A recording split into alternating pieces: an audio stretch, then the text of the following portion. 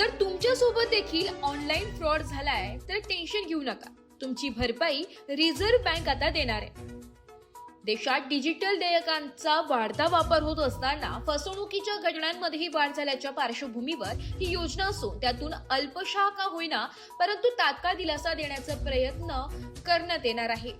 छोट्या रकमेच्या डिजिटल फसवणुकीत झालेल्या नुकसानीसाठी ग्राहकांना 25,000 रुपयांपर्यंतची भरपाई दिली जाणार आहे, असे रिझर्व्ह बँकेचे गव्हर्नर संजय मल्होत्रा यांनी शुक्रवारी सूचित केले.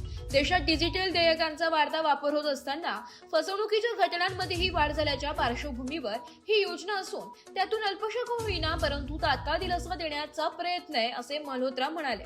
प्रस्तावित नुकसान भरपाई ही फक्त एक वेळी दिली जाणारी मदत असेल आणि त्यात गमावलेल्या रकमेच्या 85% किंवा कमाल 25,000 रुपयांपर्यंतच्या रकमेची भरपाई समाविष्ट असेल, असे देखील गव्हर्नर म्हणाले आहे. मराठी न्यूज, नाशिक.